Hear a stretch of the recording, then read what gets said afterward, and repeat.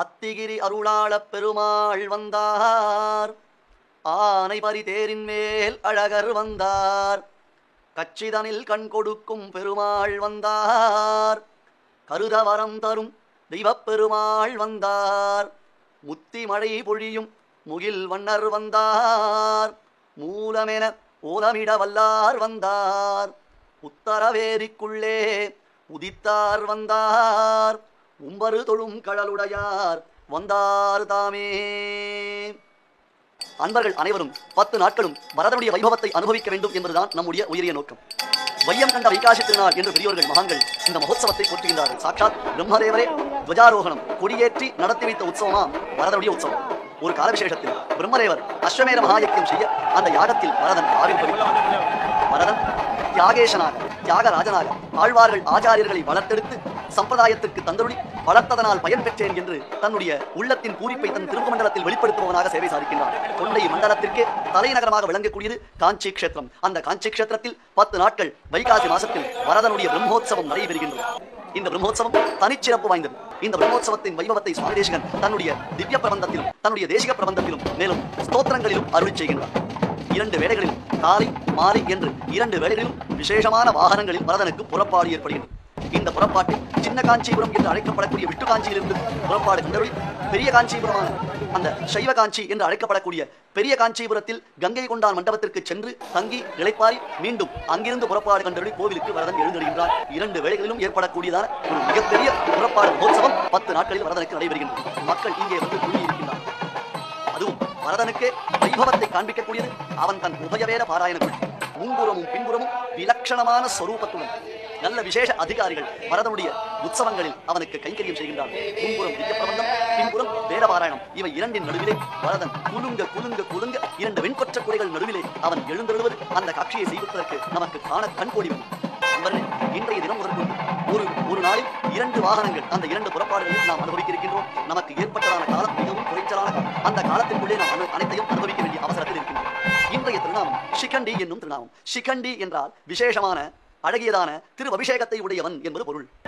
வரதனுடைய மகுடத்தை செய்வீங்கள். முதல் நாள் துவஜாரோகணத்திற்காக, அதாவது அத்திகிரி மலையிலிருந்து கீழே இறங்கி கொடியேற்றி அந்த கொடியேற்றி உற்சவம் ஆரம்பித்தவுடனே வரதன் தங்கச்சப்பரத்தில் புறப்பாடு கண்டுவிடுகின்றான். முதல் நாள் காலையில் தங்கச்சப்பரம் புறப்பாடு, அன்றைய தினம் மாலையில் சிம்ம வாகனத்தில் புறப்பாடு. தேவாதிராஜன் அவன் நரசிம்மனாக அவதரித்தவன் சிம்ம வாகனத்தில் புறப்பாடு கண்டுவிடுகிறான். அப்பொழுது அவன் மலையிலிருந்து கீழே இறங்கும் பொழுது பலவிதமான ரத்னங்கள் பதிக்க பெற்றதான உயர்ந்ததான கிரீடத்தை அணிந்து கொண்டு அவன் எழுந்தொழுகிறான். இதை பார்த்தவுடன் ஆழ்வார் கூறுகின்றார், முடிச்சோரியாய் உனது முகச்சோரி மலர்ந்தது ஓ என்று. ஏ பிரபோ, முடிச்சோரியாய் உனது முகச்சோரி மலர்ந்தது, உன்னுடைய திருவபிஷேகத்தின் காந்தி வைசிட்டியம் எங்கள் உள்ளத்தை ஈர்க்கின்றதப்பா. திருவபிஷேகத்தினாலே திருமுகமண்டலத்திற்கு சோபை அதிகமா அல்லது திருமுகமண்டலத்தினாலே திருவபிஷேகம் எனப்படக்கூடிய கிரீடத்திற்கு சோபை அதிகமா என்று கேட்கிறார். இப்படி ஆழ்வார் கேட்ட கருத்தை அறிவிச்சிருந்தார். புறத்தாழ்வார் வரதனுடைய மகுடம் அவன் தலையில் விளங்கும் உயர்ந்த அந்த கிரீடத்தை செவித்தவுடனே இவன் தான் சர்வேஸ்வரன், இவன் தான் சகலோகத்திற்கும் நாயகன், இவன் தான் 33 அவர்களுக்கும் சென்று கப்பம் தரிக்கும் கலி தேவாதிராஜன் என்று அறிந்திருக்கிறார். விசேஷமான மற்றொரு உற்சவம் நடைபெறுகின்றது. அந்த உற்சவத்திற்கு 2ஆம் காப்பு என்பது பெயர். அன்றைய தினத்தில் திரும்பி வந்தவுடன் வரதன் அபிஷேக மண்டபமாம் கண்ணாடி அறையிலிருந்து புறப்பட்டானேயானால் தாயார் சன்னதிக்கும் மற்றும் மடைப்பள்ளி பிரதட்சணம், அங்கே உக்ரானம், அதற்கு பிறகு மலை, இவைகள் எல்லாம் புறப்பாடு கண்டொருளி மீண்டும் ஒரு ரக்ஷாபந்தனம் அவனுக்கு ஏற்பட்டு திரும்பி வந்து அவன் ஹம்ச வாகனத்தில் காலையில் 2ஆம் நாள் காலையில் மீண்டும் வெளியில் கிளம்புகின்றான். 2ஆம் நாள் உற்சவம் காலையில் ஹம்ச வாகனத்தில் பெருமாளுக்கு புறப்பாடு, மாலையில் சூரிய பிரபையில் புறப்பாடு. ஒரு காலத்தில் அன்னமாய் அவதரித்து அருமறைகளை ஈன்றவன் தானே வரதன். ஹம்ச பக்ஷியாக அவதரித்து பிரம்மதேவர் முதற்கொண்டு அனைவருக்கும் வேதாந்தார்த்தங்களை உபதேசம் செய்தான். அதனால் தானோ என்னவோ தெரியல, காலையில் ஆச்சரியமாக திருவாபரணங்கள் சாற்றிக்கொண்டு ஒரு விலட்சணமான அழகுடன் ஹம்சவாகனத்தில் வரதன் கிளம்புகின்றான். 2ஆம் நாள் மாலையில் சூரிய பிரபை, கோட்டி சூரிய சமப்பிரபன், பகலோன் பகல் விளக்காக பரஞ்சுடர் தோன்றியதே என்கிறார் சுவாமி தேசிகன் வரதனுடைய ஆவிர்பாவ விசேஷத்தை. பகலோன் சூரியன், அந்த சூரியன் வரதன் யாகத்திலிருந்து ஆவிர்பவித்த சமயத்தில் பகல் விளக்கானான்.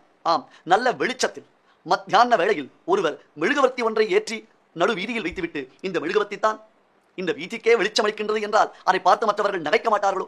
அந்த சூரியனுடைய ஒளிக்கு முன்பாக பகல் விளக்கு, பகலில் ஏற்றப்பட்ட விளக்கு ஒளி மங்குமா போலே வரதனுடைய ஆவிர்பாவத்தில் அவன் அவதரித்த பொழுது கோட்டி சூரியனுக்கு மேற்பட்டதான தேஜோ விசேஷத்துடன் வரதன் பிறந்த பொழுது அவனுடையதான தேஜஸிற்கு முன்பாக சூரிய தேவன் பகலில் ஏற்றப்பட்ட விளக்கு போன்று ஒளி மழுங்கினான் என்று வர்ணிக்கின்றான்.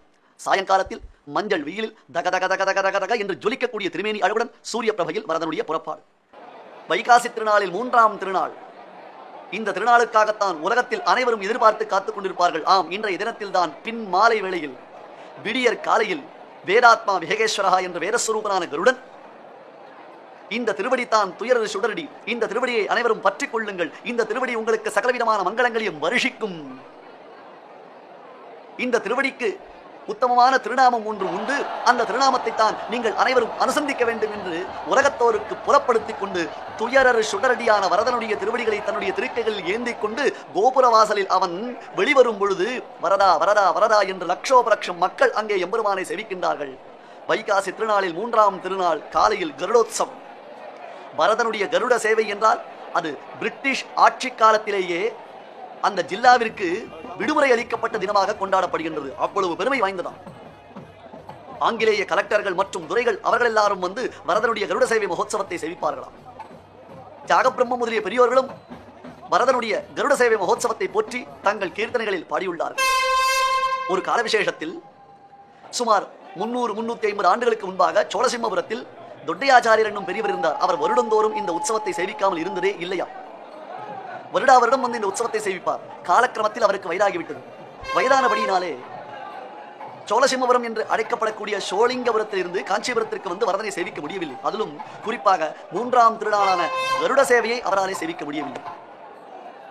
3ஆம் திருநாள் அன்று தான் இருக்கும் சோழிங்கபுரத்திலேயே அங்கே அக்காரக்கனியாக விசேஷமான அனுக்கிரகத்துடன் எழுந்தருளி இருக்கும் லக்ஷ்மி நரசிம்மன் திருவடிவாரத்தில் புனித புஷ்கரணியாக விளங்கும் தக்கான் என்னும் புஷ்கரணியின் கரையில் இருந்து, என்னப்பனே வரதா, இத்துணை நேரத்தில் வெடிவெடித்து அனைவரையும் எழுப்பியிருப்பார்களே, 2 கைகளிலும் உன்னுடைய திவ்யமான திருவடிகளை ஏந்திக் கொண்டு கருடன் கம்பீரமாக ராஜகோபுரத்தின் வாயிலில் வழியாக வெளியே வருவானே, 2 புறமும் ராஜஹம்சத்தை போன்று அர்ச்சக சுவாமிகள் அழகான வெண் சாமனங்களை வீசிக்கொண்டும் வெண் கொற்றக் கொடைகளை உனக்கு பிடித்துக் கொண்டும் உபச்சாரங்களை சமர்ப்பித்துக் கொண்டும் ஹாஹா ஹாஹா என்று அனைவரும் கண்ணீரை ஆனந்தமாக கண்களிலிருந்து அப்படி பெருக்கெடுத்துக் கொண்டும் உன்னை அனுபவிப்பார்களே, அந்த அனுபவத்தை நான் இழந்து விட்டேனே, உன்னை சேவிக்க முடியாமல் நான் இப்படி துன்புற்றிருக்கின்றேனே, என்னுடைய தள்ளாத வயது உன்னுடைய சேவையை எனக்கு தடுத்து விட்டதே என்று கண்ணீர் மல்க வரதனை பிரார்த்தித்தாராம். என்ன ஆச்சரியம்! ஒரு நிமிடத்தில் வரதன் காஞ்சிபுரத்தில் இருந்து சோழிங்கபுரத்தில் தொட்டையாச்சாரிய சுவாமிக்கு சேவை சாதித்தான். நொடியில் வரதன் இவருக்காக அங்கே சேவை சாதித்தான். இன்றளவும் நம்மாழ்வார் பிரதட்சணம் எழுந்தருளி அங்குள்ள ஆழ்வார்கள் மற்றும் ஆச்சாரியர்கள் இவர்கள் அனைவர்களுக்கும் வரதன் அனுகிரகம் அளித்து ராஜகோபுரத்தின் வழியாக வெளியில் எழுந்தருளும் பொழுது கொடையினாலே வரதனுடைய திருமண்டலத்தை மறைப்பார்கள். அப்பொழுது எம்பெருமானுக்கு கண்ணெச்சில் வரக்கூடாது என்பதற்காக ஆலத்தி வடிப்பார்கள். அதுதான் தொட்டையாச்சாரியருடைய சேவை. அன்றைய தினத்தில் வரதன் பல இடங்களுக்கு எழுந்தருகின்றான். குறிப்பாக தூப்புலில் சுவாமி ஸ்ரீ தேசிகன் சன்னிதானத்திற்கு முன்பாக எழுந்தருளி ஒரு குடையை இறக்கி தேசிகனுக்கு அருளப்பாடுடன் மரியாதை செய்யப்பட்டு பிறகு அங்கிருந்து முரங்கை வீதி வழியாக கங்கை கொண்டான் மண்டபத்திற்கு வந்து சேர்கின்றான். வைகாசி மாசத்தில் பௌர்ணமி தினத்தன்று கங்காதேவி வரதனை இங்கே அருகில் அமைந்துள்ள சர்வதீர்த்தம் என்னும் குளத்தின் கரையில் ஆராதிப்பதாக புராணங்கள் கூறுகின்றன. கங்கை கொண்டான் மண்டபம், கங்கையினுடைய பூஜையை ஏற்றுக்கொண்டவனாக வரதன் இங்கே எழுந்தருளியுள்ளான். காலையில் வரதன் கருட சேவை, மாலையில் அனுமந்த வாகனத்தில் சிறிய திருவடி பெரிய திருவடி என்பார்கள் பெரியோர்கள். பெரிய திருவடியாம் கருடன், சிறிய திருவடி ஆஞ்சநேயர். அந்த சிறிய திருவடியான ஆஞ்சநேயர் மீது ஆரோகணித்து சாயங்கால வேளையில் 2 பக்கமும் 2 வெண்கொற்ற கொடைகளுடன் வரதன் அற்புதமான புறப்பாடு கண்டுபிடிக்கிறான். ரிஷஹா என்னும் திருநாமத்தினாலே போற்றப்படும் எம்பெருமான். இவனைத்தான் ராமனாகவும் சுவாமி தேசிகன் போற்றுகின்றார். அத்திர வரக்கன் முடி 10 ஒரு கொத்தன உதிர்த்த திரலோன் என்று. ஒரு நாள் அத்திர வரக்கனான ராவனுடைய 10 தலைகளையும் ஒரு கொத்தாக பனங்காயை விழ வைப்பது போல் விழ வைத்தவன் யார்? சாட்சாத் தேவாதிராஜனான வரதன்தானே. இவன் சர்வபூத சுகிருதன். சகல பூதங்களிடத்திலும் அனைத்து பிராணிகளிடத்திலும் இவன் அத்தியந்தம் பேரன்பு கொண்டவன். தயாநிதியாக தயாசாகரனாக பேர் அருளாளனாக விளங்குகின்றான் என்கிறார் சுவாமி கூறத்தாழ்வான். அதனால்தான் வரதன் பிரிஷஹா என்னும் திருநாமத்தினாலே போற்றப்படுகின்றான். 3ஆம் திருநாள் காலையில் கருட சேவை. சாட்சாத் வேத ஸ்வரூபனான கருடன் மீது ஆரோபணித்து லட்சோபலட்சம் மக்கள் சேவிக்கும் அழகை வர்ணிக்க நமக்கு வார்த்தையில். காலையில் பெரிய திருவடியான கருத்மான், மாலை வேளையில் ஹனுமந்த வாகனத்தில் ராவண சம்ஹாரத்தை செய்த வள்ளலாக வரதன் இங்கே எழுந்தருளுகின்றான். இந்த 2 வேளை புறப்பாட்டையும் நாம் அனுபவிக்கின்றோம். 4ஆம் திருநாள் காலையில் வரதனுக்கு பரமபதநாதன் திருக்கோலம். உபயநாச்சிமாருடன் வரதன் இங்கே எழுந்தருளுகின்றான். அழகியதான ஆதிசேஷன் மீது அமர்ந்த திருக்கோலத்தில் வரதன் சேவை சாதிக்கின்றான். இங்கே திருக்கோலம் இதுவரையிலும் பெருமாள் சாமான்யமாக வாகனங்களில் புறப்பாடு கண்டருளினார். கருட வாகனத்தில் எம்பெருமானுடைய 2 திருவடிகள் நமக்கு சேவையாயின. அதுபோன்று அனுமந்த வாகனத்திலும் பகவானுடைய திருவடிகள் ஹனுமாராலே தன்னுடைய திருக்கைகளில் ஏந்தி நமக்கு சேவை சாதித்து வைக்கப்பட்டது. 4ஆம் திருநாளில்தான் பெருமாள் பரமபதநாதன் திருக்கோலத்தில் சேவை சாதிக்கின்றான். ஒரு திருவடியை மடித்து ஊன்றி அதன் மீது மற்றொரு திருக்கையை வைத்துக்கொண்டு பின் 2 திருக்கைகளினாலே சங்கு சக்கரங்களை தரித்துக் கொண்டு அபயப்பிரதானம் செய்து கொண்டு பகவான் தானே பரதெய்வம் என்பதை உலகிற்கு உணர்த்தி கொண்டு இங்கே பரமபதநாதன் சேவை. 2 புறமும் 2 உபய நாச்சிமார் எனப்படும் 2 தேவியரும் அவனை அணைந்து நிற்க அமர்ந்த திருக்கோலத்தில் ஒரு திருவடியை தொங்கவிட்டு கொண்டு அனாயாசமாக அன்பர்களுக்கு வரதன் அருள் பாலிக்கின்றான். காலையில் சேஷவாகனத்தில் பரமபதநாதன் திருக்கோலத்தில் புறப்பாடு, அதன் பின்பு பற்றி உலாத்தல், பிறகு சாயங்காலத்தில் சந்திர பிரபையில் வரதனுடைய புறப்பாடு. ஆம், சூரிய பிரபையில் இருந்தால் அந்த தாபம் நம்மை ஒருவேளை தப்பித்து விடுமோ, அந்த தாபத்தினாலே நாம் பொசுங்கி விடுவோமோ என்று பயப்படுவோம். அதற்காகத்தான் குளிர்ந்த சந்திரனாக அமிர்த கிரணங்களை வாரி வருஷிப்பவனாக வரதன் சந்திரப்பிரபையில் புறப்பாடு கண்டருளுகின்றான். சந்திரப்பிரபையில் அவன் புறப்பாடு கண்டருளும் தத்துவமே இவனிடத்தில் கோபம் இல்லை என்பதை நமக்கு புலப்படுத்துகின்றதே, நமக்கு உணர்த்துகின்றதே. ஒரு கால விசேஷத்தில் பரசுராமாவதாரம் எடுத்தவன் இங்கே சந்திர பிரபையில் ஆச்சரியமாக குளிர்ந்த தன்மதியாக அமிர்த கிரணங்களை வருஷிப்பவனாக அடியார்கள் தம் துயர்களை களைபவனாக இங்கே எழுந்தருளுகின்றான். சந்திரப்பிரபைக்கு ஒரு விசேஷம். சந்திரகாந்தானனம் ராமம் அதீவ பிரிய தரிசனம். வால்மீகி வர்ணிக்கும் பொழுது ராமனுடைய திருமுக மண்டலம் இருக்கின்றதே, சந்திரகாந்தானனம் ராமம். சந்திரனை போன்றது. ஏனென்றால் சூரியனை நாம் மீண்டும் மீண்டும் பார்க்க முடியாது, ஆனால் சந்திரனை மீண்டும் மீண்டும் பார்க்க வேண்டும் என்னும் பேராவல் உண்டாகிறது. அதுபோல வரதனை ஒவ்வொரு நாளும் நாம் சேவிக்க வேண்டும் என்று ஆசைப்படுகின்றோம். அதிகம் அன்யாம் ஆத்மசோபாம் ததானம் என்கிறார் சுவாமி தேசிகன். ஒவ்வொரு நாள் உற்சவங்கள் நடைபெற தனிப்பட்டதான ஒரு சோபை, தனிப்பட்டதான ஒரு பெருமை, தனிப்பட்டதான ஒரு வைலட்சண்யம் வரதனுக்கு திருமேனியில் தோற்றுகின்றது. அதெல்லாம் அனுபவித்து சேவித்தால் தான் நம்மாலே உணர முடியும். அந்த சந்திரப்பிரபையில் குளிர்ந்த நிலவு போன்று வரதன் எழுந்தருளி மீண்டு வந்தவுடன் அன்றைய தினத்தில் நெல்லளவை என்னும் மகோத்சவம் நடைபெறுகின்றது. நம்முடைய இல்லங்களிலோ அல்லது அலுவலகங்களிலோ நாம் கணக்கு வழக்கு பார்ப்பது உண்டல்லவா, ஆடிட்டிங் என்கிறார்களே, அதுபோன்று 4 நாட்கள் உற்சவங்களில் ஏற்பட்ட வரவு செலவு கணக்கை வரதன் பார்க்கின்றானாம். இந்த நெல்லளவை அன்றைய தினத்தில் நடந்து அந்த உற்சவமானது பூர்த்தியாகின்றது. காலையில் பரமபதநாதனையும் சேவிக்கின்றோம், சாயங்காலம் குளிர்ந்த வெண்மதிக்கு நடுவே மற்றொரு வெண்மதியாக விளங்கும் வரதனையும் சேவிக்கின்றோம். நாம் இன்றைய தினத்தில் 5ஆம் திருநாள் காலையில் மற்றொரு மோகன சுந்தரத்தை அனுபவிக்கப் போகின்றோம். இன்றைய தினத்தில் வரதனுக்கு நாச்சியார் திருக்கோலம். ஆம், பரமபதநாதன் திருக்கோலம் அது ஒரு விலட்சணமானது. நாச்சியார் திருக்கோலம் அது ஒரு தனி அழகை அளிக்கக்கூடியது. இன்றைய தினத்தில் தான் காலையில் அழகிய தங்க பல்லக்கில் வரதன் ஒய்யாரமாக புறப்பாடு கண்டுவிடுகின்றான். இருட்டு பிரியாத பின் மாலை வேளையில் 4 மாடவீதிகளிலும் பவனி வந்து அதன் பின்னர் மூலை முடுக்கெல்லாம் அவன் சஞ்சரித்து நெடுந்தருவே சென்றவர்கள் நான் இருந்த முடுக்கு தெரு தேடி வந்தனரே என்று அனைவரும் வியக்கும் வண்ணம் அவரவர்கள் இருக்குமிடம் சேர்ந்து அவர்களை அனுகிரகித்து பின்னர் மாலையில் மிகுந்த பரிசிரமத்துடன் வரதன் திரும்புகால் ஆகின்றான். நாச்சியார் திருக்கோலம் கம்பீரமான ஒரு புருஷனாக பும்சாம் திருஷ்டி சித்தாபகாரிடம் என்பதாக ஆடவர்களே தங்களை பெண்களாக நினைத்துக் கொள்ளும் அளவிற்கு வடிவழகுடைய வரதன் இன்றைய தினத்தில் 5ஆம் நாள் திருக்காலையில் நாச்சியார் திருக்கோலத்தில் அவன் சேவை சாதிக்கும் பொழுது ஒருவேளை இவன்தான் பெண்ணோ, இத்தனை நாள் இவன் ஆணுருவில் இருந்தானோ என்று நமக்கே சந்தேகம் உண்டாகிவிடும். நமக்கு மட்டுமா இந்த சந்தேகம்? ஒரு காலத்தில் சீதா பிராட்டிக்கும் இந்த சந்தேகம் வந்துடாம். அந்த சந்தேகத்தினாலே விளைந்த விளைவுகள் பல உண்டு. அது ஸ்ரீமத் ராமாயணத்தில் மிகவும் விரிவாக கூறப்பட்டுள்ளது. அதாவது சீதையை காட்டிற்கு அழைத்துச் செல்ல மாட்டேன் என்றான் ராமன். சீதை கட்டாயம் ராமா நான் உன்னுடன் காட்டிற்கு வருவேன் என்று அடம் பிடித்தாள். அப்பொழுது சீதை ஒரு வார்த்தை கூறினாள், ராமா காட்டிற்கு வந்தால் துஷ்ட மிருகங்கள் இருக்கும், கொடியதான வேடுவர்கள் சஞ்சரிப்பார்கள், பலவிதமான சங்கடங்கள் உண்டாகும் என்றெல்லாம் கூறுகின்றாயே, நீ பர்த்தா, காப்பவன், ஆளுபவன், அந்த நீ என்னை ரட்சிக்க இருக்கும் பொழுது எனக்கு என்ன பயம்? உனக்கே பயம் உண்டாகிவிட்டதா? ஆஹா, என் தந்தை ஜனக மகாராஜா உயர்ந்த தீரனான ஒரு புருஷனுக்குத்தான் என்னை மனம் முடித்து வைத்தார் என்று நினைத்திருந்தேன். இப்பொழுது தான் எனக்கு தெரிகின்றது, ஆணுருவில் இருந்த ஒரு பெண்ணைத்தான் எனக்கு மனம் முடித்து வைத்திருக்கிறார் என்று ராமனின் கோபத்தை வளர்ப்பவளாக அவள் பேசினாள். ராமனுக்கு கோபம் அதிகமானதாம். அது ராமாயணத்தில் இருக்கட்டும். இப்பொழுது நாம் பார்க்கும் பிரகரணத்தில் என்ன நேரிடுகிறது? நேற்று வரையிலும் கம்பீர புருஷனாக நெஞ்சை நிமிர்த்தி கொண்டு அத்திகிரி பத்தர்வினை தொத்தர அருக்கும் அணி அத்திகிரியே என்னும்படியாக தன் திருக்கைகளில் திருவாழி திருச்சங்கத்தையும் கதையும் ஏந்திக் கொண்டு வரதன் சேவசாரித்தான். ஆனால் இன்றைய தினமும் நாணி கோணி அடக்க ஒடுக்கத்துடன் பெண்மைக்குரிய சர்வவிதமான லட்சணங்களும் நிரம்ப பெற்று நாச்சியாராக பெருந்தேவித்தாயாரை போன்றதான ஒரு வடிவழகத்தில் வரதனை நாம் சேவிக்கின்றோம். இன்றைய தினத்தில் வரதனுடைய திருவாபரணங்கள் அனைத்துமே பெருந்தேவித்தாயாரின் திருவாபரணங்கள் தானாம். ஆம், வேஷம் போட்டுக் கொள்வதற்கு கூட நாம் எம்பெருமானிடத்தில் தான் கற்றுக்கொள்ள வேண்டும். அவ்வளவு தத்ரூபமாக வேஷம் போட்டுக் கொள்கின்றான். அழகியதான வளைகள் என்ன, அவன் கூந்தலை பின்னி அதில் பூச்சூட்டி இருக்கக்கூடிய விசேஷங்கள் என்ன, அதில் சூடி இருக்கக்கூடிய ராக்குடி அந்த சூடாமணியினுடைய அழகு என்ன, மேலும் அவன் தன் கைகளையும் கால்களையும் மடித்து வைத்துக் கொண்டு ஒரு பெண்மணி அமர்ந்திருக்கும் அந்த மணக்கோலத்தில் அமர்ந்திருக்கும் விசேஷங்கள் என்ன. தங்க பல்லாக்கில் நாச்சியார் திருக்கோலம் 5ஆம் திருநாள் அன்று.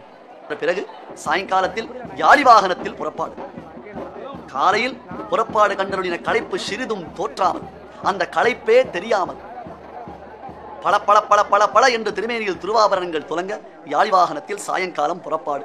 5ஆம் திருநாள் காலையில் நாச்சியார் திருக்கோலம். ஒரு சிலர் மோகினி அலங்காரம் என்று இந்த அலங்காரத்தை வர்ணிப்பது உண்டு. மோகினி அலங்காரம் என்னால் என்ன? அன்றைய தினத்தில் திருப்பார்கடலை கடைந்த பொழுது தேவர்கள் அசுரர்கள் இருவரும் கடைந்த பொழுது அமிர்தம் வந்தது.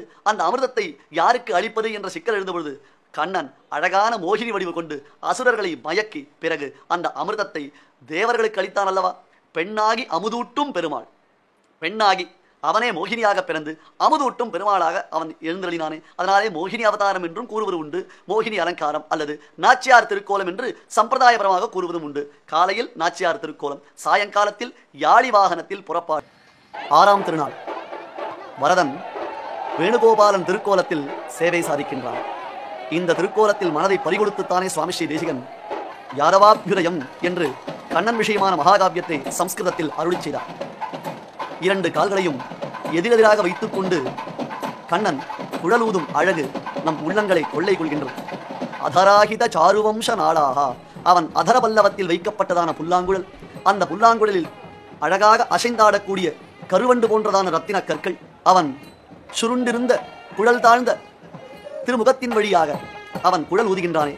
அந்த சமயத்தில் மான்கணங்கள் தங்கள் மேய்கையை மறந்தனவா.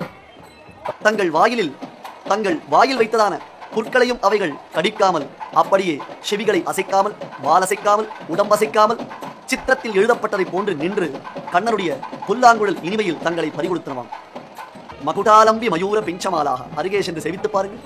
யசோரை பிராட்டி கண்ணனுடைய திருக்குழல் கற்றைகளை நன்கு படிய வாரி அந்த திருக்குழலில் பலவிதமான புஷ்பங்களை சூட்டி அழகு பார்த்து, மேலும் அதற்கு மெருகூட்டுவதற்காக, மேலும் அதற்கு அழகு சேர்ப்பதற்காக அழகியதான மயில் தோகையை சொருகி வைத்துள்ளார்.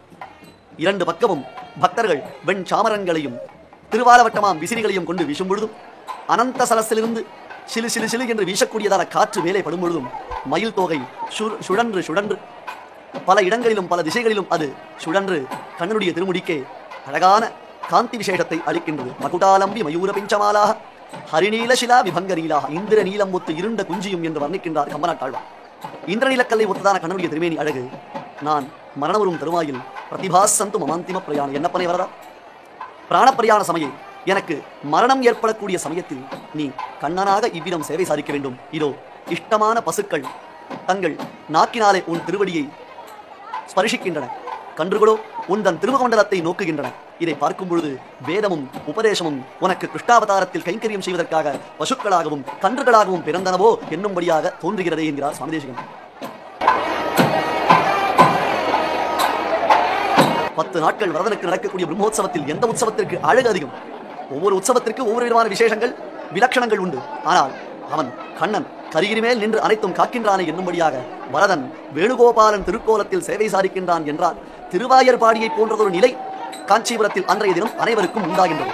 தங்கள் சாஸ்திரஞானங்களை மறந்து, தங்கள் வேதாந்தஞ்சாரங்களை மறந்து, எல்லாவற்றையும் தொடர்ந்து கண்ணன் கடலினை நன்னும் மனமுடையீர் என்னும் திருநாமம் திண்ணம் நாரணமே என்று ஓடி வந்து கூட்டம் கூட்டமாக ஆபால விருத்தர்கள், வயதானவர்கள், குழந்தைகள், சிறுவர்கள், பெரியவர்கள் என்று வித்தியாசம் பாராட்டாமல், படித்தவர்கள் பாவர்கள் என்று வித்தியாசம் பாராட்டாமல் முண்டி அடித்து வந்து கண்ணன் கையில் உள்ள புல்லாங்குழல் அழகு, அவன் திருவடிகளை இப்படி எதிர்புறமாக வைத்துக் கொண்டிருக்கக்கூடிய அந்த ஒய்யார நிலை, அந்த புல்லாங்குழலில் சங்கிலியில் கோர்க்கப்பட்டதான ரத்னத்தின் காந்தி, அவன் சிரசில் சுருகப்பட்ட மயில் தோகையின் சோபை என்று அனைத்தையும் வாரி பருகுவார்களாம். முன்னழகும் பின்னழகும் மாற்றி மாற்றி சேவிப்பார்கள்.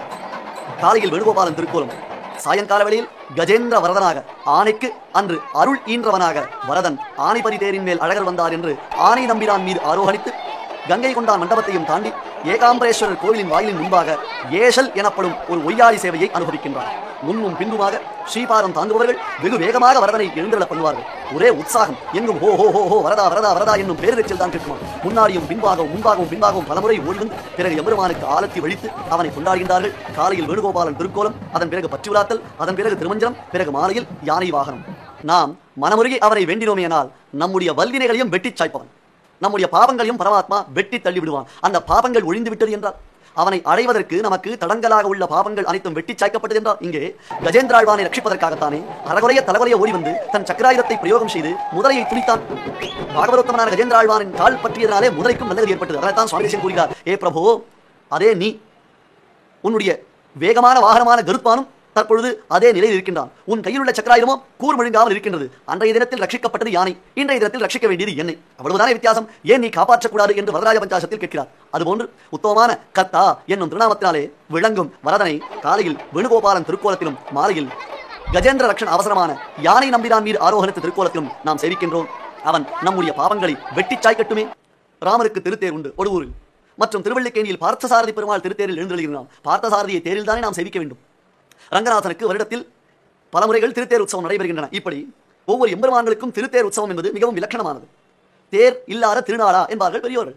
ஆனால் வரதனுடைய திருத்தேர் முற்றிலும் விலட்சணமானது. ஆம், வரதன் தேரில் பவனி வருவது இருக்கட்டும், அவன் தேருக்கு எழுந்தருளும் அந்த காட்சியை செய்விப்பதற்கு நாம் எத்தனையோ ஜென்மங்களில் தவம் செய்திருந்தால் அல்லது அது இயலாது. கருட சேவையை சேவித்து உடனேயே ஊர் திரும்பி வந்து விடுகிறோம், அல்லது 6ஆம் உற்சவத்தில் வேணுகோபாலன் திருக்கோலத்தை சேவித்து உடனேயே நாம் நம்முடைய ஊருக்கு திரும்பி வந்து விடுகிறோம். ஆனால் தேருக்கு வரதன் எழுந்தருளும் பொழுது சேவிக்க வேண்டும், அந்த வேகத்தை சேவிக்க வேண்டும்.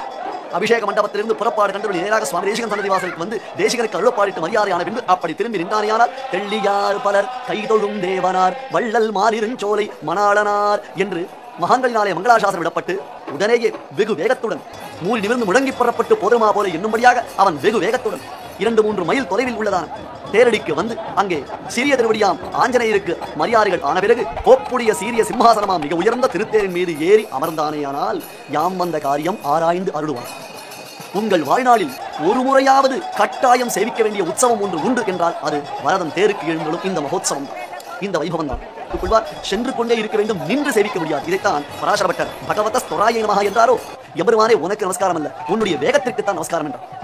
இந்த இடத்தில் இந்த சந்தர்ப்பத்தில் தான் பீஷ்மஸ்தவராஜத்தை சொல்லி சேவிக்க வேண்டும். ஏ ஹேஹி புல்லாம்புஜ பத்ரநேத்திர என்று கரியவாகி புடைபறந்து விழுந்து செவ்வரியோடி நீண்ட அப்பெரியவாய கண்கள் உடையவனான வரதன் மத்தாப்பு வெளிச்சத்தில் பட்டாசுகள் வானவெடிக்கைகள் வெடிக்கும் அந்த சப்தத்தின் நடுவே கண்டானாரம் வாத்தியங்கள் மற்றும் வேதபாராயண திவ்ய பிரபந்த கோஷங்கள் நடுவே பக்தர்கள் வரதா வரதா வரதா வரதா வரதா என்று அவர்கள் புலம்ப அந்த பக்தி வெள்ளத்தின் ஊடே அவன் நீச்சல் அடிப்பதை போன்று குதித்து குதித்து வரக்கூடிய காட்சியை மீண்டும் வலியுறுத்தி சொல்கிறேன். பல ஜென்மாக்கள், பல கோடி ஜென்மாக்கள் நாம் புண்ணியம் செய்திருந்தால் ஒழிய இந்த திவ்ய சேவை நம் கண்களுக்கு இலக்காக. திருத்தேர், அழகியதான திருத்தேர். தென்னரங்கர் என்று திருத்தேரில் ஏறினார். நின்று வடம் பிடிக்க வாருங்கள், வைகுந்த நாட்டில் இடம் பிடிக்க வேண்டும் என்ற கால் என்பார் திவ்யகவி பிள்ளை பெருமாள் ஐயங்கார். பெருமாள் எழுந்தருளும் தேருக்கு நாம் வடம் பிடித்தோமேனால் நமக்கு வைகுந்த நாட்டில் இடம் பிடிக்கலாம். இந்த வடம் பிடித்தால் அங்கே இடம் பிடிக்கலாம், அங்கே நமக்கு ஒரு இடம் நிச்சயமாக கிடைக்குமா? அது அவ்வளவு விசேஷம். பெருமாள் தேரில் எழுந்துள்ள பொழுது அதை இழுப்பது டோலாதிரூடம் கோவிந்தம், மஞ்சஸ்தம் மதுசூதனம், ரத்தஸ்தம் கேசவம் திருஷ்டா புனர்ஜென்ம வித்யதே. டோலையில் பெருமாளையும், சைன திருக்கோலத்தில் எம்பெருமானையும் மற்றும் திருத்தேரில் எம்பெருமானையும் சேவித்தோமேனால் அவனுக்கு மீண்டும் பிறவி என்பது கிடையாது. 7ஆம் திருநாள் மிக முக்கிய உற்சவம், ஒரே உற்சவம், திருத்தேர் உற்சவம். 8ஆம் திருநாள் இன்றைய தினத்தில் வரதனுக்கு காலையில் புறப்பாடு எதுவும் இல்லை. இருந்தாலும் இன்றைய தினத்தின் மகோத்சவம் மிக மிக விலட்சணமான மகோத்சவம். மைவண்ண நறுங்குஞ்சி குழல் பின் தாழ மகரம் சேர் குழை இருபாடு இலங்கியாட கோடாலி முடிச்சு என்னும் சௌரிக்கொண்டை சாற்றிக்கொண்டு விலட்சணமான திரு காதுகளில் துலங்கும் சங்க சக்கர கடுக்கண்களுடன் நெற்றியில் ஊர்த்வபுன்றத்துடன் வரதன் இன்றைய தினத்தில் சேவை சாதிப்பான். இந்த மகோத்சவத்திற்கு திருப்பாதம் சாடி திருமஞ்சனம் அல்லது தொட்டி திருமஞ்சனம் என்பது பெயர். முதலில் பெருமாளுக்கு திருமஞ்சனம் நடக்கும். உபயநாச்சிமாருடன் அதி விலட்சணமான திருமஞ்சனம். அந்த திருமஞ்சனம் முடிந்த பிறகு பெருமாளுக்கு இந்த திருவாபரணங்கள் அனைத்தும் சாற்றப்படுகின்றன. அனிமேஷ தர்ஷனீயம் என்பதாக பிராட்டிகள் இருவரும் திரள, இவ்வளவு அழகா நம் வரதனுக்கு இப்படி அழகா, உலகத்தின் பல பாகங்களில் இருந்தும் பக்தர்கள் இவனை சேவிக்க வருகின்றார்களே, அடடா இவனை தன் நாயகனாக பெற்றனாலே நமக்கு எவ்வளவு பெரிய பாக்கியம் கிடைத்துள்ளது என்று பிராட்டிமார்கள் இருவரும் 2 புறங்களிலும் இருந்து தங்கள் கடைக்கண் நோக்குகளினாலே வரதனை குளிர கட்டாட்சிக்கின்றார்களாம். பெருமாளுக்கு அலங்காரங்கள் முடிந்த பிறகு முன்புறமாக பெரிய தொட்டியில் வாசனை திரவியங்கள் இட்டு நிரப்பப்பட்ட தீர்த்த விசேஷம் பூரண கும்பம் பூரித்து வைக்கப்பட்டிருக்கும் அதுதான் திரு ஜாடி என்று அழைக்கப்படுகிறது. பெரிய வெள்ளி கங்காளம். பூனி தொழுவினில் புக்கு புழுதி அடைந்த பொன்மேனி என்ற பெரியாழ்வார் தம்முடைய பாசனங்களில் கிருஷ்ணரை நீராட்டத்திற்கு அழைக்கின்றார். கார்மலி மேனி நிறத்து கண்ணபிரானை யுகந்து என்று கண்ணபிரானுடைய திருமேனி அழகில் ஈடுபட்டு யசோரை பாவத்தில் பகவானுக்கு திருமஞ்சனம் செய்வதற்காக பெரியாழ்வார் அழைக்கின்றார். அந்த சமயத்தில் தான் கடாரத்தில் பூரித்து வைத்தேன் என்பதாக காய்ச்சின நீருடு நெல்லி கடாரத்தில் பூரித்து வைத்தேன். நெல்லி மற்றும் பரிமளங்கள் வெட்டிவேர் முதலானவற்றை சேர்த்து பெருமாள் திருமேனிக்கு பாங்காக அவன் தீர்த்தமாடுவதற்கு வசதியாக தீர்த்தங்கள் அங்கே நிறைக்கப்பட்டிருக்கின்றன.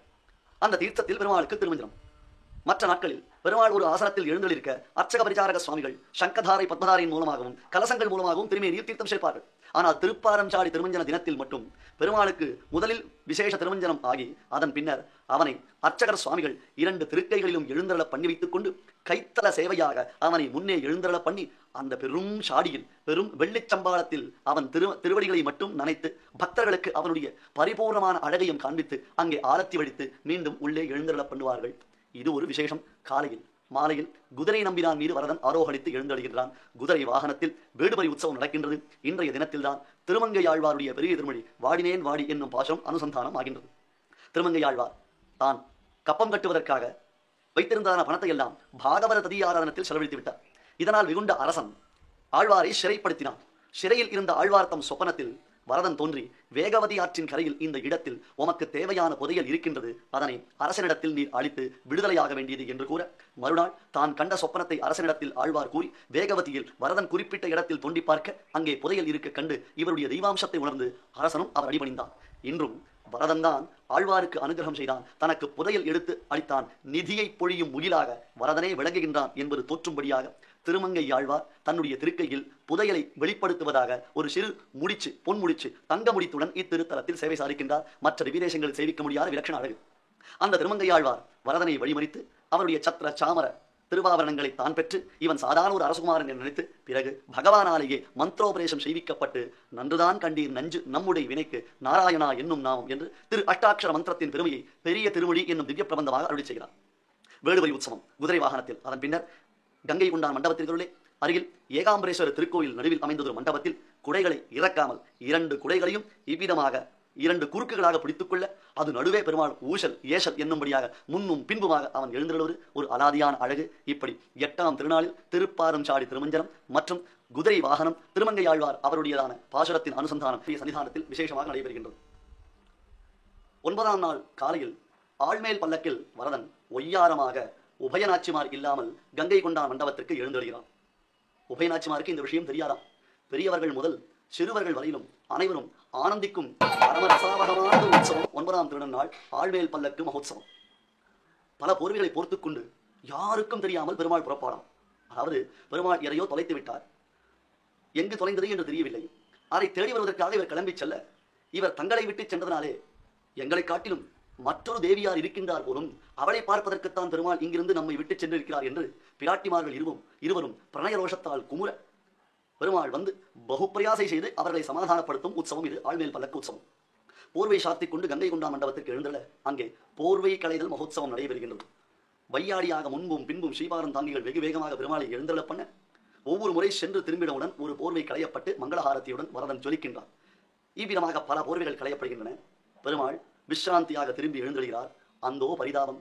வாகன மண்டபத்தில் பல்லக்கிலிருந்து இறங்கி சிறிய தோளுக்கிணியானில் துவஜஸ்தம்பத்தை கடந்து தொண்டரடி பொடி வரக்கூடிய சமயத்தில் வெகு வேகமாக பெருமாள் உள்ளே எழுந்திட இவர் எங்களை விட்டுச் சென்றார், யாரோ மற்றொரு தேவியாரை காணச் சென்றிருந்தார், அதனால் இவருக்கு எங்களிடத்தில் பிரியம் இல்லை என்பதனாலே பிரணயரோஷத்துடன் ஸ்ரீதேவியும் பூமித்தாயாரும் தொண்டரடிப்பொடி வாயில் கதவை சாற்றி விடுகின்றார்கள். பிரணய கலா மகோத்சவம் மட்டையடி மகோத்சவம் என்று இதனை கொண்டாடுவார். பொதுவாக எல்லா விஷ்ணு ஆலயங்களிலும் இப்படி உற்சவம் உண்டு. நம்பருமாளுக்கும் பன்முனி உத்தரத்தினாலே மட்டையடி மகோத்சவம் உண்டு. அதுபோன்று வரதனை உற்சவத்தில் 9ஆம் நாள் மட்டையடி மகோத்சவம். அவர்கள் ஏதோ பெருமாளுக்கு விளக்கங்கள் தெரிகின்றனே, இது யாரோ தேவியாரை ஆங்கிலம் செய்து கொண்டதாக வந்தான் விசேஷமாக என்று கேட்க கிடைத்து வந்திருக்கின்றேன், உண்மையில் நடந்த விஷயம் நான் யாரையும் பார்க்க செல்லவில்லை என்று நம் எதிர்களை நடப்பாய் போன்ற பெருமாள் பிராட்டியாருக்கு மறுபடி கூட பிறகு அவர்கள் இருவரும் ஒருவழி படிப்படியாக சமாதானமாக அவர்கள் இருவருடன் வெகு அழகாக நிதானமாக பற்றி உலாத்தல் கண்டருளி 100 மண்டபத்தில் வரதன் எழுந்தழுகிறான். கொத்து பரிஜனங்களும் திருமலைக்கு சென்று அங்கே சிறிய மூர்த்தியாக வெள்ளி மூர்த்தியாக வரப்பிரதான மூர்த்தியாக சேவை சாதிக்கும் பிரணதார்த்தி ஹரவரதனை அனைத்து வேத கோஷங்களுடன் நித்திய பிரபந்த கோஷங்களுடன் வாத்திய கோஷங்களுடன் வெகு வேகமாக இங்கே 100 மண்டபத்துக்கு எழுந்துள்ள பண்ணி கொண்டு வருகிறார்கள். பிறகு அந்த இடத்தில் பிரணதார்த்தி ஹரவரதனுக்கு திருமஞ்சனம் ஆகின்றது. பெருமாளும் உபயநாச்சிமாரும் திருக்குளத் அனந்தசரஸ் புஷ்கரணியை பார்த்து எழுந்தருளியிருக்கிறார்கள். அங்கிருந்து பிரணதார்த்திஹரன் அனந்தசரஸ் புஷ்கரணியில் தீர்த்தபாரி மகோத்சவம் கொண்டாடுகின்றான். ஆயிரக்கணக்கான மக்கள் ஒரே சமயத்தில் பெருமாளுடன் சேர்ந்து அனந்தசரஸ் புஷ்கரணியில் புனித நீராடுகின்றார்கள். தங்கள் அனைத்து விதமான பாவங்களும் ஜென்ம ஜென்மாந்தரங்களில் தாங்கள் செய்த அனைத்து பாவங்களும் ஒழிய வேண்டும் என்று மனதுருக பிரார்த்தித்துக் கொண்டு தங்களுடன் பெருமாளும் சேர்ந்து தீர்த்தாமாடுவதை ரசித்துக் கொண்டு வரதனை கண்களினாலே நேராக பிரத்யட்சமாக தரிசித்துக் கொண்டு அனந்தசரஸ் புஷ்கரணியில் புனித நீராட்டுதல் நடைபெறுகின்றது. இதற்கு தீர்த்தவாரி திருநாள் என்று அழைக்கப்படுகிறது. திருவோண திருநாளில் தீர்த்தவாரி திருநாள் அத்தத்தின் 10வது நாள் 9ஆம் திருநாளுடன் பெரிய காஞ்சிபுரத்திற்கு எழுந்துள்ளது பூர்த்தியாகின்றது. புண்ணியகோடி விமானத்தில் சுகலேஷ கண்ணியரோர் சுழ்வினை தீர்க்க துணிந்தையனார் அகலாது அன்புடன் கொண்டு அயமேற வேண்டுகின்றேன். புகழோங்கு பொன்மலை என்பதோர் புண்ணிய கோட்டியுடன் பகலோன் பகல் விளக்காக பரஞ்சுடல் தோன்றியது என்று சுவாமி தேசிகன் மங்களாசாசனம் செய்த வகையில் 2 புறமும் உபயநாச்சிமார் அவர்கள் இருவரும் ஆச்சரியமான ஹம்சப்பறவைகளை போன்று காட்சியளிக்க நடுவில் ராஜஹம்சமான் வரதன் உயர்ந்ததான பொன்மலை என்பதோர் புண்ணிய கோட்டி விமானத்தில் ஸ்வர்ணம் போன்று தக தக தக தக என்று பிரகாசிக்கக்கூடிய புண்ணிய கோட்டி விமானத்தில் எழுந்தொழிகிறார். இதற்கு முன்பாக வரதனுடைய புறப்பாடு ஏற்படுவதற்கு முன்பாக இன்றைய தினம் திருவோண திருநாளாக இருப்பதனாலே சுவாமி ஸ்ரீ தேசிகன் உயர்ந்த மங்களகிரியில் எழுந்தொழி தூக்குலில் இருந்து எழுந்தொழி மாடவீதி பிரதட்சணம் கண்டொழி பிறகு மீண்டும் தூக்குலுக்கு சென்று சேர்கின்றார்.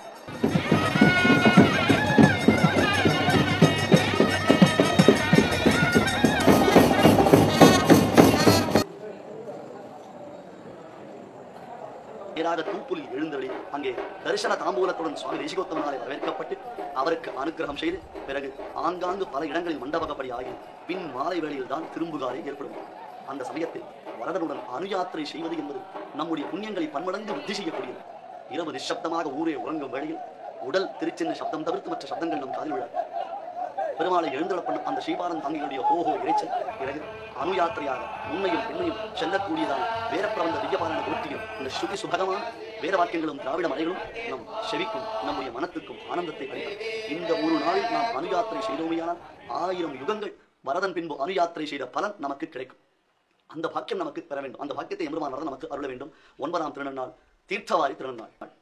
இன்றைய தினத்தில் காலை வேளைகளில் புறப்பாடு எதுவும் இல்லை என்றாலும் மதியத்திற்கு மேற்பட்டு பெருமாளுக்கு புஷ்பயாகம் மற்றும் துவாரச ஆராதனம் நடைபெறுகின்றது. 12 திருவாராதனங்கள் பெருமாளுக்கு நடைபெறுகின்றன. அந்த சமயத்தில் அத்தியாபக சுவாமிகள் நம்மாழ்வார் தம்முடைய திருவாய்மொழியை ஒரே குரலில் செய்விப்பது மிகவும் அழகான. ஒரு புறம் வேற விற்பனர்கள், மற்றொரு புறம் அத்தியாபகர்கள் என்று இருவரும் அவரவர்கள் தம்முடைய கைங்கரியத்தில் ஈடுபட்டு வரதனை ஸ்தோத்திரம் செய்வதை நாம் அனுபவிக்க வேண்டியதொரு மிக முக்கியமான உற்சவமாகும். துவாரச ஆராதனம் எனப்படும் 12 திருவாராதனங்கள் முடிந்த பிறகு பெருமாள் ஆஸ்தானத்தில் எழுந்தொழிருக்கின்றார். சாயங்காலம் வெட்டிவேற் சப்பரத்தில் புறப்பாடு. சைத்தியோபசாரமாக 9 தினங்கள் 2 வேளைகளிலும் கங்கை கொண்டா மண்டபம் ஏறத்தாழ 12 மைல்கள் பெருமாள் புறப்பாடு கண்டொழினாலே அவருக்கு திருமேனி குளிப்பதற்காக வெட்டிவேர் குளிர்ச்சியான வெட்டிவேர் சப்பரத்தில் பெருமாள் சன்னதிக்கு அருகில் அமைந்துள்ள மாடவீதிகளில் மற்றுமுள்ள முக்கிய தெருக்களில் புறப்பாடு கண்டொழினார். புறப்பாடு ஆகி திரும்புகால் ஆன பிறகு பெருமாள் துவஜ அவரோகணம் ஏற்பட்டு குடிமரத்திலிருந்து கருடன் குடி கீழே இறக்கப்பட்டு பின்னர் அங்கே வந்திருந்த அனைத்து தேவர்களுக்கும் வாகன மண்டபத்தில் விடை சாதிக்கும் மகோத்சவம் நடைபெறுகிறது. முதல் நாள் பேரி தாடனம், பேரி அடித்து அனைவரையும் அழைத்தார்கள் அல்லவா. பரிச்சின்னமான இருநாள் எழுத்தின் பல்வன்மையெல்லாம் விரிச்சி நலம் பெற மறிச்சின்னும் மீளப் பிறவாமல் வாழ்விக்கும் நாள் வரத திருச்சின்ன ஓசை இனிமை உண்டோ மற்ற தேவர்கட்கே என்று இந்த திருச்சின்னம் வரதன் சன்னதியில் திருச்சின்னம் பரிமாறப்பட்டது என்றால் அடலாம் பெருமாளுக்கு உற்சவம் ஆரம்பமாகிவிட்டது. பெருமாளுக்கு உற்சவம் நடைபெறப் போகின்றது. இன்னும் விண்ணுலகத்தில் இருந்து கொண்டு என்ன செய்கின்றீர்கள்? சீக்கிரம் இறங்கி வாருங்கள், இந்த உற்சவத்தில் நீங்கள் பங்கெடுத்துக் கொள்ளுங்கள் என்று அஷ்டாட்சர மந்திரத்தின் அர்த்த விசேஷத்தை காண்பிப்பதாக வரதனுடைய திருச்சின்ன ஓசை உலகத்தில் உள்ள அனைவரையும் அழைக்கின்றது. குறிப்பாக ஆகாயத்தில் இருக்கும் தேவர்களையும் நித்திய சூழலையும் அழைக்கின்றது. அத்தனை தேவர்களும் நித்திய சூழலும் சித்தர்களும் கண்ணர்களும் கிண்ணர்களும் சாலர்களும் சுகர்களும் வந்து பெருமாளை அனுபவித்தார்கள் அல்லவா. இனி உற்சவம் முடிந்துவிட்டது, அவரவர்கள் தமது இருப்பிடத்திற்கு செல்லலாம் என்று அவர்களுக்கு விடை சாதிக்கப்படுகிறது. மற்றும் நானா தேசங்களிலிருந்து பெருமாளை சேவிக்க வந்தவர்களான ஆஸ்திகர்கள் அனைவருக்கும் விடை சாதிக்கப்படுகின்றது. விடை சாதித்த பின்பு திருமேனியில் அதிகமான திருவாரணங்கள் இல்லாமல் வரதன் விழுதி காப்பு எனப்படும் குங்குமை பூக்கள் பச்சை கற்பூரத்தை திருமார்பில் தடவிக்கொண்டு வெகு வேகமாக மலைக்கு எழுந்தொழிகின்றார். இங்கே குறிப்பிட்டு சொல்ல வேண்டிய ஒரு அம்சம் உண்டு. எப்பொழுது வரதன் வெளியில் புறப்பாடு கண்டொழினாலும் சுவாமி தேசிகனுக்கு மரியாதை உண்டு. இங்கே திருக்கோயிலில் எழுந்தொழி சேவை சாதிக்கும் சுவாமி தேசிகனுக்கு எப்பொழுதும் மரியாதை உண்டு. அதுபோன்று எந்த காலமானாலும் சரி, எப்பொழுது நாடியானாலும் சரி, உற்சவங்களை முடித்துக் கொண்டு மலைக்கு எழுந்தெழும் பொழுது ஆண்டாள் சன்னதியில் மாலை மாற்றாமல் வரதன் மலைக்கு எழுந்தெழுவதே இல்லை.